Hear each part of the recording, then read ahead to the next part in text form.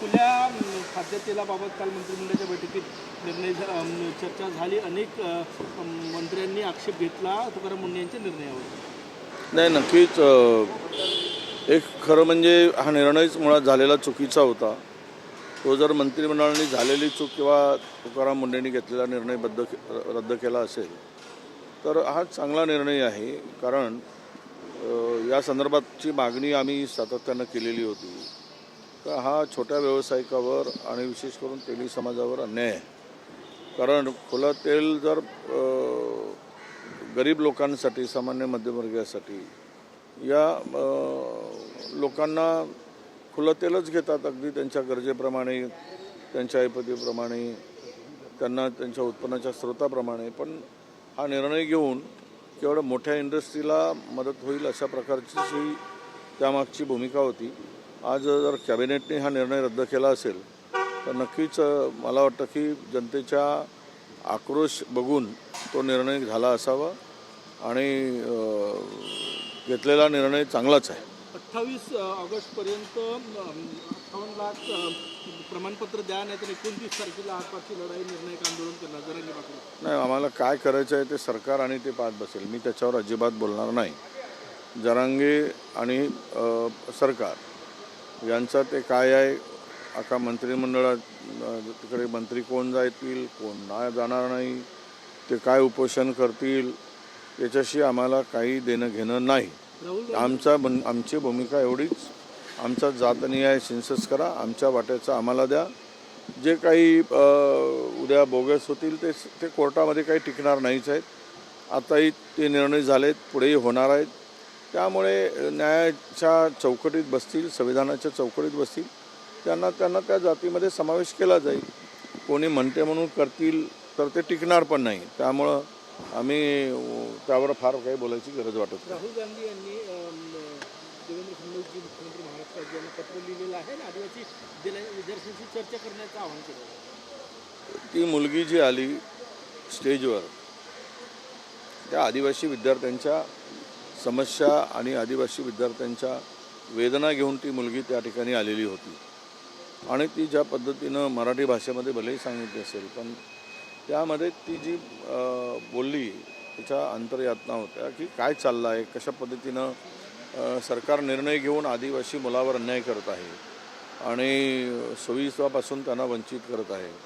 जर pregnancy taste 1 महिना सुट्टीवर झाल्यावर घेत असेल तरी किती किळसवाणा प्रकार आहे. म्हणजे आदिवासी मुलींवर किती तुम्ही अविश्वास दाखवताय, त्यांच्या चारित्र्यावर तुम्ही अविश्वास दाखवताय. अशा प्रकारचे गंभीर प्रश्न निर्माण होतात आणि यातून मला वाटतं की असे अनेक प्रश्न आहेत. त्यामुळे राहुलजींनी ते गांभीर्यानं घेतलं आहे, सिरियसली घेतलं आहे. म्हणून मुख्यमंत्र्यांना पत्र लिहिलं आहे की यावर चर्चा करा, तोडगा काढा. आणि मला वाटतं की मुख्यमंत्र्यांनी यावर प्रायोरिटीनं ही चर्चा करावी आणि आदिवासी विद्यार्थ्यांचे प्रश्न सोडवावेत. मुख्यमंत्री देवेंद्र फडणवीस यांचं भाजपचं सर्वात ताकदवर संसदीय मंडळ आहे, त्यात पुन्हा निवड झालेली आहे. मुख्यमंत्री झाले, तिसऱ्यांदा आहेत, त्यामुळे स्वाभाविक आहे सिनियर नेते असतील. त्यांच्या संदर्भात भारतीय जनता पक्षानं कोणाला कुठे घ्यावं हा त्यांचा प्रश्न आहे. आणि आम्हाला इच्छा आहे की ते पंतप्रधान 29च्या आतमध्ये व्हावेत. 29 नंतर तर काही संधी नाही. त्यामुळं आमची ती इच्छा आहे, पण ते झालं पाहिजेत, व्हावेत मराठी माणूस एकदा तरी.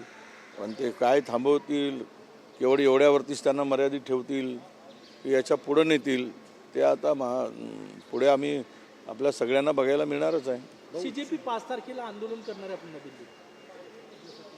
ते करू द्या ना, चांगले आहेत. विद्यार्थ्यांचे प्रश्न घेऊन जो लढतो आहे त्याला आम्ही कधीच विरोध केलेला नाही. आमचा पाठिंबाच आहे. राहुलजींचा सुद्धा पाठिंबा आहे. राहुलजीची सुद्धा CJ आपल्या म्हणण्यापेक्षा तरुणांच्या पाठीमागे राहुलजी आहेत. आणि जो त्या विद्यार्थ्यांसाठी लढतो त्याला त्याच्यासोबत उभं राहणं, विद्यार्थ्यांच्या सोबत उभं राहणं आणि जनजीच्या मागे उभं राहणं हे राहुलजींनी ठरवलं आहे. आणि त्यामुळेच त्यांना असा उत्स्फूर्त असा प्रतिसाद मिळत आहे. आणि यामध्ये मला असं वाटतं की पुन्हा दुसऱ्यांदा बसत आहेत तर त्या प्रश्नाला आता तरी सरकार गांभीर्यानं घेईल.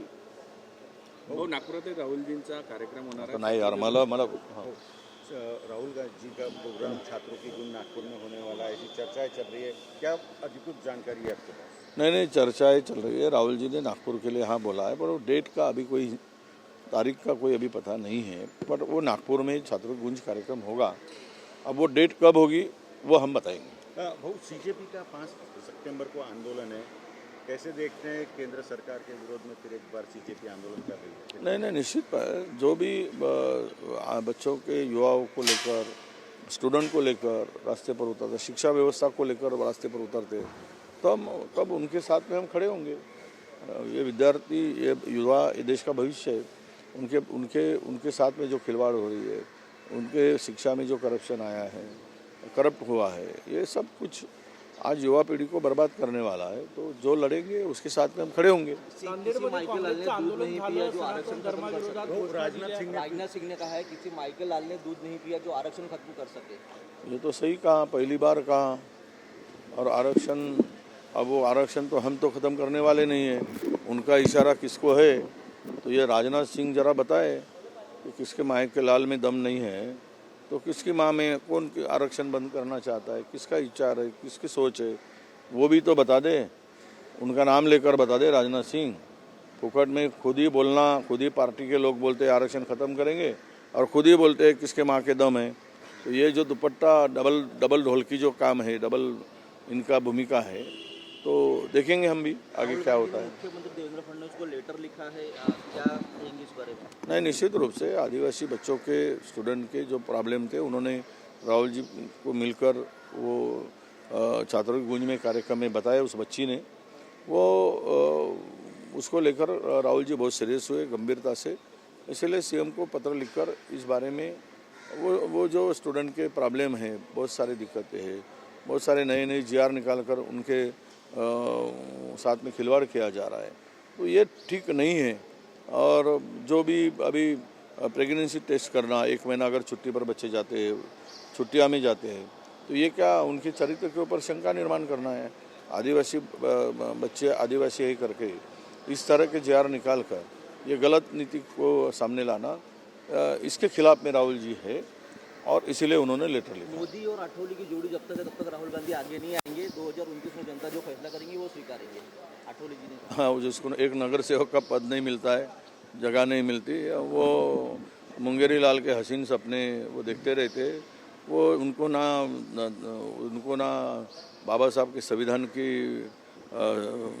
चिंता है, ना उनके समाज की चिंता है।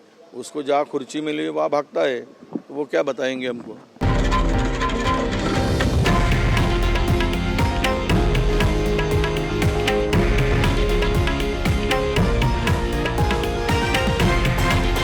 हे आहे देशातील नंबर 1 न्यूज नेटवर्क आणि आपण पाहत आहात TV9 मराठी, एकमेव.